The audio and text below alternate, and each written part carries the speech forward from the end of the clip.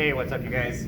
Thomas here, and in this video I am going to be demonstrating how to trim a foot ring into the bottom of a pretty basic cylinder that I threw for a video yesterday. So the first thing that we're going to need to do is find out how thick the floor is. And so the way that we're going to do that is we're going to take our left hand and we're going to follow the wall on the inside until we reach the bottom of the floor. And so there should be kind of an edge where the floor meets the wall, and once you find that, you're going to take your right hand on the outside of the cylinder and try to meet with your inside hand, and they should be kind of pinching together right where the wall meets the floor. And this line is going to show you how thick your floor is. So if you trim any deeper than that, you're going to trim straight through your floor. One other mark that we want to identify on the floor here, left hand, same position, inside, trying to meet the interior edge right where the floor meets the wall. We're going to make a similar line on the floor of the pot, and that's going to show us how thick that wall is, that interior wall, and also how wide our floor is on the inside. We don't want to trim too much narrower than that, otherwise the floor will be, your outside foot ring will be too narrow, especially compared to the inside floor of your cylinder here. Okay, so the first step to actually trimming is to center it on the wheel head. I am not going to trim on a bat. I'm going to trim directly on the metal because the clay lugs that I'm going to use to hold the pot down actually stick better to the metal and not as well to the wood. So, but before we do that, we actually have to get this piece centered. So if we spin the wheel, we're going to notice that the pot is not perfectly centered. It's actually not too far off though. If I push it a little further off, it'll be a little bit more obvious, and you can see that there's a point where it's touching my finger and a point where it's not. And so we want to make it so that the cylinder is touching our finger continuously while it's spinning, and that's how we'll know that it's centered. So with the rings on the wheel head, we can kind of eyeball it pretty close as we can. But then once we start spinning the wheel, it's probably going to be a little off, especially if you threw a slightly off-center cylinder. And so the best way to make sure that we're going to get this centered properly is to use this needle tool, and we're going to hold it at a pretty soft angle here on the right side, and it's going to touch right at about 3 or 4 o'clock at kind of a soft angle. We don't want to just jab it into the side, but kind of a softer pizza slice or pie slice shape. Soft angle, right until it touches the pot. And so now you're going to see this line starting to skip around. So the line makes contact here and then no longer makes contact here. So where the needle tool is making contact, we want to pull that in front of us and find the center of that line and then push it forward just a little tiny bit. And then we're going to do this step again. All right, so making contact most of the way around now, but not all of it. So the longer line means it's closer to being on center though. So the line starts here, goes all the way around, and then stops, and it is not making contact on this side of the pot. So I want to find the center of that line. It starts here and it ends right here. So I'm going to pull the middle of that directly in front of me right at 6 o'clock, and I'm going to push that just a little tiny bit more further. I'm going to take the needle tool and do this hopefully just one more time. All right, and now we're getting a complete circle, and that's how you know that your pot is centered and ready to begin trimming. So now I have a little handful of clay that I'm going to break into 3 equal-sized pieces, and these are going to be our anchors or our lugs to make sure that the pot stays still. So what I do is I just kind of roll it a little bit until it kind of a little kind of pillow-like form. You want to make sure that you hold your left hand down on the pot while you press with your right hand right into the seam right where the pot with the mouth meets the metal. And we're going to do at least 3 of these. You can do more if you'd like, but 3 is the minimum. All right, great. So now we are ready to begin. So before we just start trimming away, I want to find those lines that I marked with my fingernail earlier. So here's one right here. So while it's spinning, I'm going to take my needle tool and I'm going to trace that line all the way around the pot. And so that's going to be the outside of my foot ring. The inside of my foot ring is going to be about 1/4 of an inch inward from there. All right, and now we're going to see that my fingernail mark is just so covered by one of the lines that I drew, but I can vaguely see it's right here. It's about 1/2 inch. Ideally, that's what you leave your floor thickness at while you're throwing it. All right, so between these rings, this kind of coil right here, this is all solid clay, and we can get rid of all of that. So my tools today include the needle tool. I still have my wooden stick tool. I always keep that handy. And then I have a variety of trimming loop tools. These are kind of the two standard ones that come in most pottery kits. They're honestly my favorite, especially this one.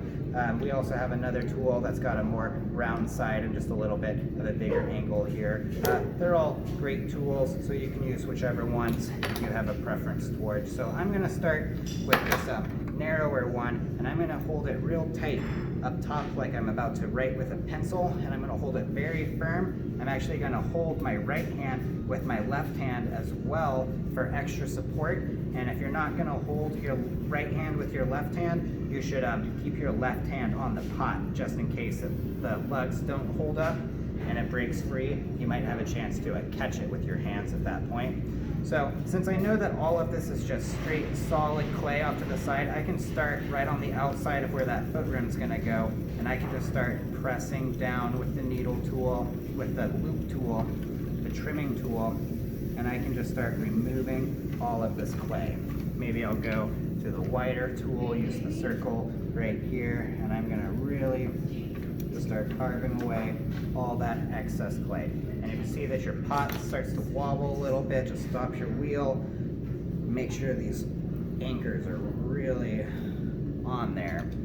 All right, so going back, I can remove all of these lines that I made earlier with the centering.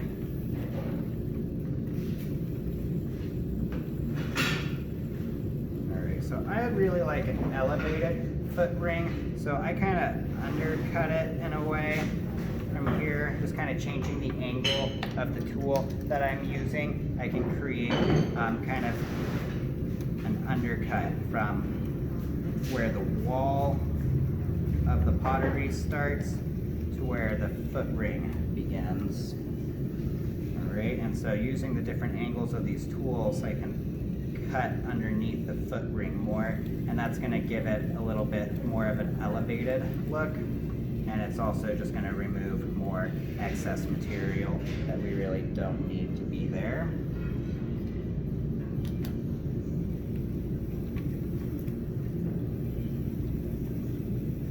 Alright, I'll go back and kind of clean that up a little bit more later, but now I'm going to switch to the inside of the foot ring. So I'm going to start right on the innermost part of the foot ring, and I'm just going to start pressing downward. You can see I'm using both hands always for support and stability. And I start with that line here. That way, when I go back into the inside and I start moving outward towards the right, I kind of have a hard stopping point before I accidentally slip and maybe accidentally gouge off part of the foot ring that I intended on keeping there.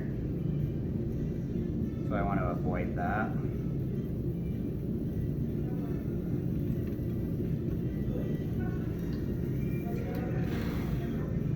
So I find that the narrower tools are better for gouging deeper and removing more material faster, but the wider angle tools I feel are better for kind of conforming the shape that you actually want. Alright, I'm just going to really make sure that these lugs are anchored on there properly. Really don't want this cylinder to come flying off there. Alright, so now I'm going to kind of switch to the more angled sides of my tool. And I'm going to get up on the corner and I'm just going to start making this foot ring a little bit narrower.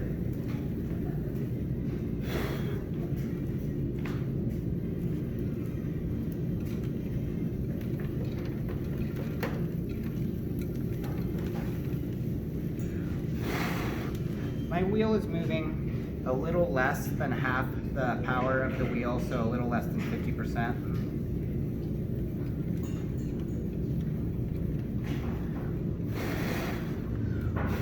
And while it's spinning, I'll just blow some of the extra scraps that are gathering on the inside. All right. So a good strategy for resolving the outside of your foot ring that we'll use often here at this pottery studio is with this undercut. This is kind of future insurance for glazing. If you like runny glazes or you accidentally apply your glaze too thick, this undercut here is kind of a point for the glaze to gather. And then not only that undercut, but right before it flattens where it's going to touch the table, I add another bevel right there. All right, and so that gives the glaze two hard edges to stop on and not run off into the kiln shelf.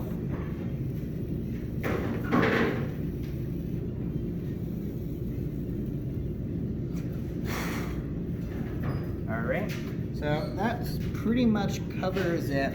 At this point, the last thing that you're going to want to do is smooth anything out. You know, this is the bottom of a cup or a cylinder, a base, and so this is going to come in contact with a lot of tabletop surfaces. So it'd be really good to smooth it out.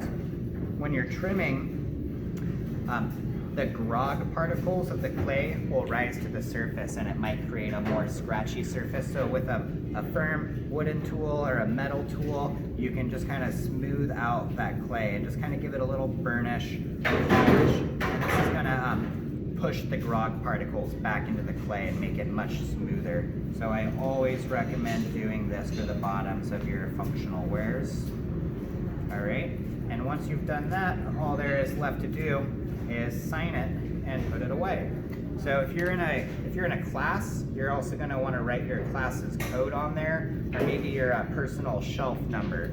So if you're not going to use, you can use your initials to mark your pots. I usually write my last name.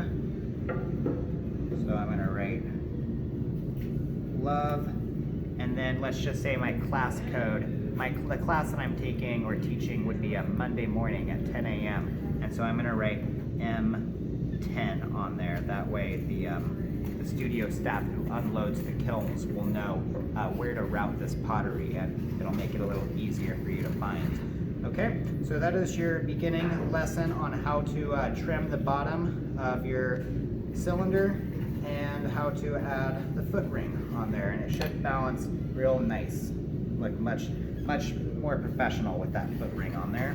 All right, thanks guys.